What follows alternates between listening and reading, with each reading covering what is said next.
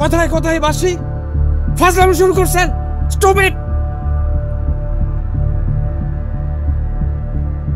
With due respect, গত দুদিন ধরে স্যার আমাদের বোটের সম্মানিত যাত্রীদের কিছু না কিছু জিনিস হারাচ্ছে, কিছু না কিছু জিনিস চুরি হচ্ছে স্যার। বলতে লজ্জা নেই, আমার প্রথম দিন থেকে মানিব্যাগটা খুঁজে পাচ্ছি না, আর গত দিন থেকে মোবাইলটাও খুঁজে পাচ্ছি না স্যার। যতদিন আমি এই বোটে চাকরি করি কখনো এমন ঘটনা স্যার শুনিও নি, দেখিও নি। এই ধরনের ঘটনা স্যার বিরল। তাই সম্মানিত যাত্রীদের কাছে ক্ষমা চেয়ে নিয়ে এই বিষয়টা আমি স্যারের হাতে সুরাহা করার জন্য তুলে দিলাম।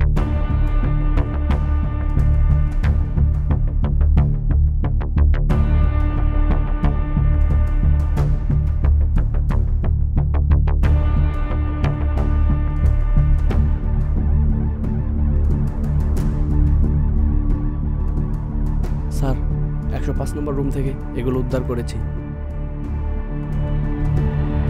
এই তোমার মোবাইল। আরে আমার কানে তোমার মোবাইল দেখছো? আপনারা থামেন।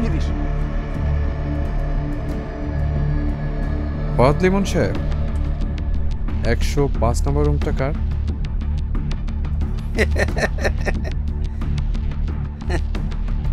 উইথ ডিউ রেসপেক্ট, আমি জানি স্যার।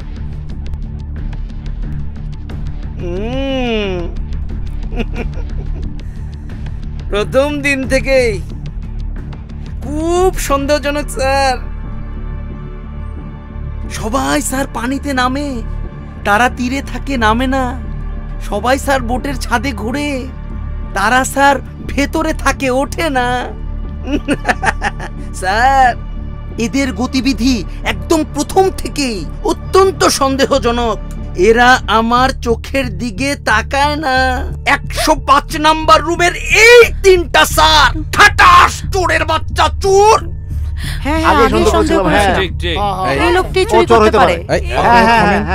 আমাদের কাজটা করতে দেন।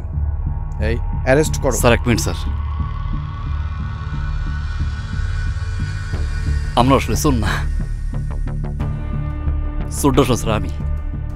হ্যাঁ স্যার, ছোট একটা মিথ্যা কথা বলছিলাম স্যার। ও আমার বোন স্যার, আমার প্রেমিকা। এটার ভাই স্যার, চোরটা আমি, ওরা না স্যার। স্যার আমার অতীত ঘাটলে মোটামুটি 15-20টা চুরি তো পাইনি স্যার। আবার সময় স্যার বাসের ভিতরে 7 জনের মানি ব্যাগ কাট করে স্যার মারিয়ে দিছি। টেরিবে নেই ওই যে আচ্ছা স্যার। স্যার অগ অতীত ঘাটলে আপনি কোনো চুরি পাইবেন না। ওরা দুজন নিষ্পাপ, ওকে অ্যারেস্ট করেন না, আমারে করেন স্যার। অ্যারেস্ট তো করবেনই, ধরা খাইছি স্যার।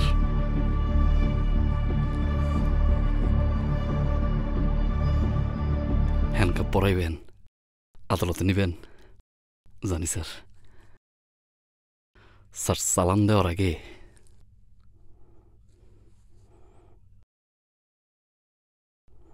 একটা ঘন্টা একটু আমার সময় দেবেন স্যার।